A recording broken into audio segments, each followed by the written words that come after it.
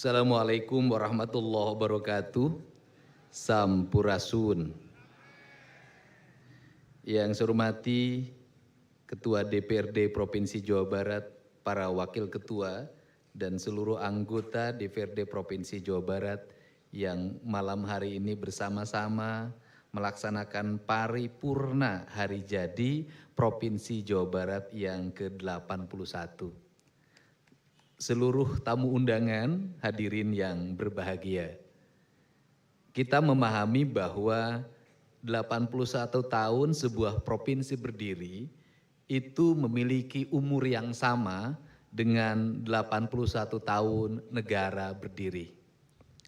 Semestinya kita pada saat ini sudah sampai pada puncak kesuksesan tumbuhnya sebuah daerah yang otonom yang memiliki 27 kabupaten kota yang tersebar, yang kita memiliki seluruh potensi, baik potensi energi, potensi pertanian, potensi kelautan, potensi geotermal, potensi pembangkit listrik tenaga air, pembangkit listrik tenaga surya, sampai dengan potensi industri dan industri manufaktur yang tersebar di seluruh wilayah Provinsi Jawa Barat.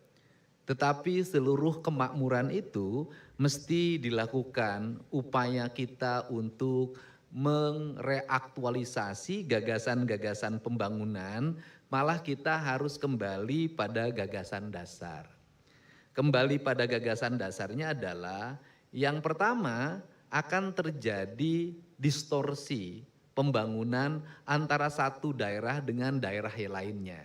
Yang kedua akan terjadi distorsi pembangunan antara pemerintah provinsi dengan kabupaten kota. Sehingga gubernur dan wakil gubernur itu sebagai orang yang mengorkestrasi seluruh pembangunan itu harus memiliki upaya-upaya, dalam bahasanya Pak Ketua DPRD ada partitur yang diaturnya. Seluruh partitur yang diaturnya ini hari ini kita sampaikan sudah terkonseptualisasi yang disebut dengan evaluasi anggaran. Sehingga evaluasi anggaran merupakan kunci dari orkestrasi pembangunan. Evaluasi anggaran dulu yang bersifat administratif sekarang sudah berubah menjadi bersifatnya teknis. Karena bersifatnya teknis, maka gubernur memiliki kewenangan untuk menekankan kabupaten kota yang hari ini para bupati dan wali kotanya hadir beserta istrinya, sekretaris daerahnya hadir. Untuk apa? Memenuhi kebutuhan dasar dulu. Nah, kenapa memenuhi kebutuhan dasar dulu? Kita tidak dulu bisa terbang. Karena apa? Karena angka partisipasi pendidikannya itu belum selesai pada angka partisipasi pendidikan dasar 9 tahun.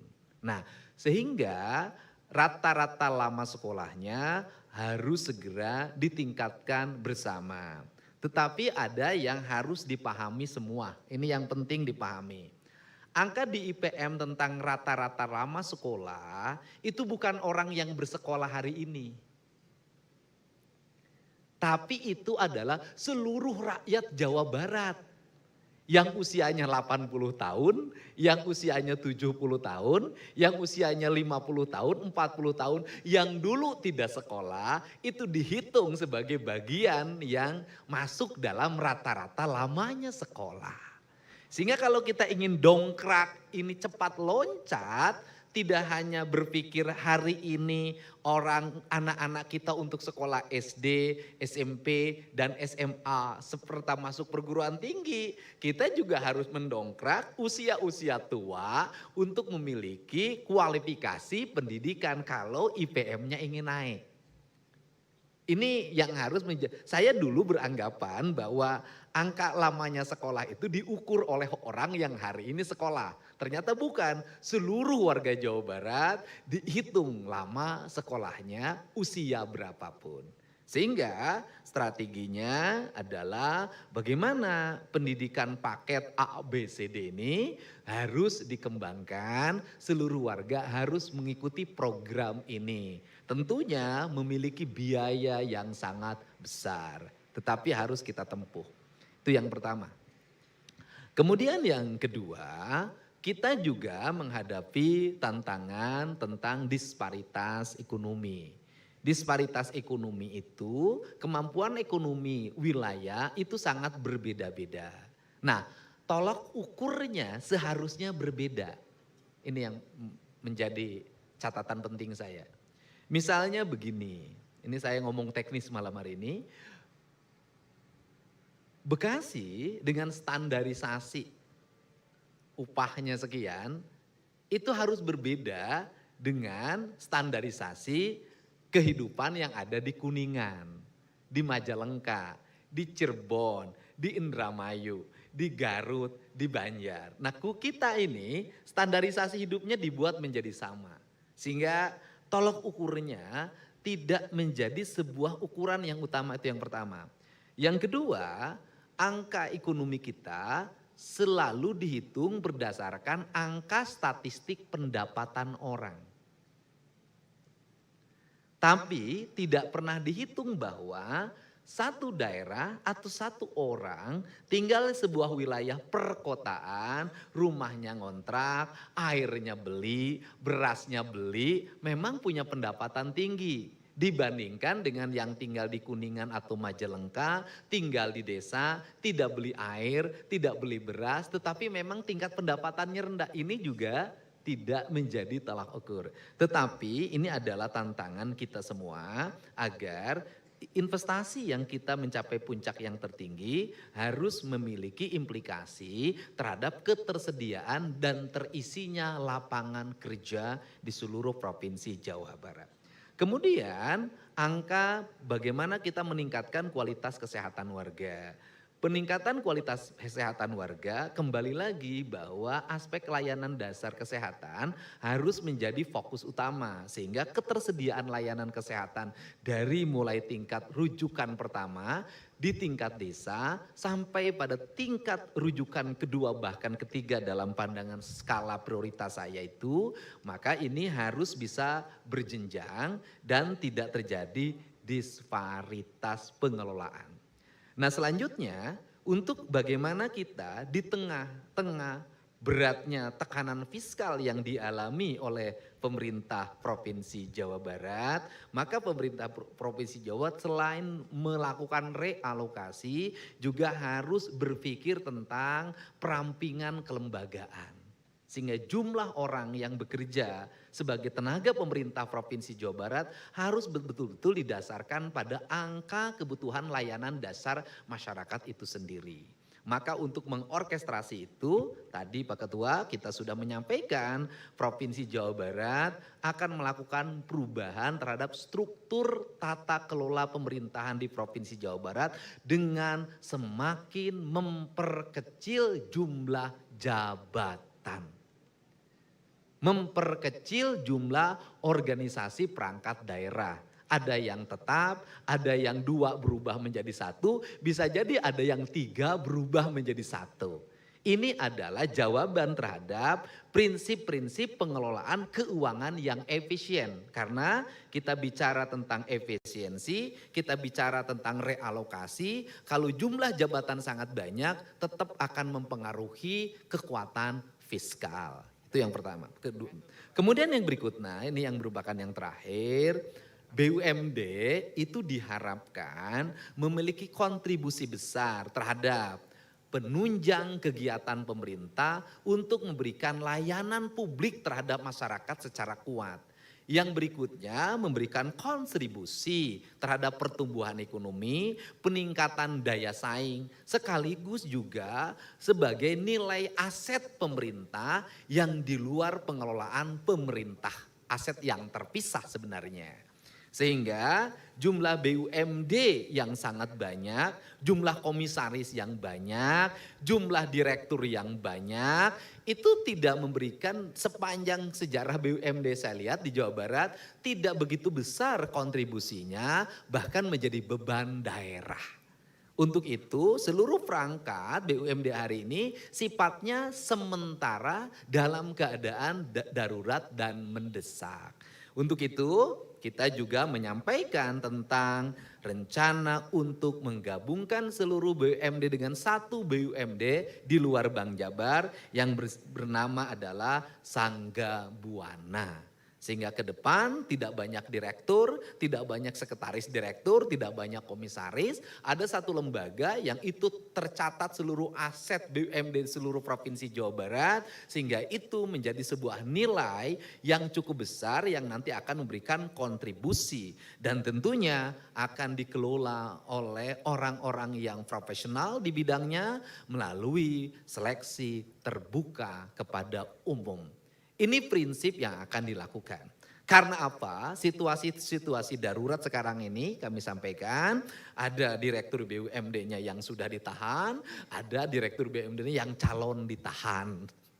Sehingga situasinya seperti itu. Nah, untuk itu maka di usia 81 Provinsi Jawa Barat ini izinkan saya melakukan perubahan-perubahan mendasar untuk membangun profesionalisme dan postur pemerintahan yang memiliki keberpihakan kepada masyarakat, memiliki visi besar bagi kemakmuran masyarakat, dan kemudian juga efisien dan secara bertahap menyelesaikan problematika kehidupan masyarakat secara terbuka.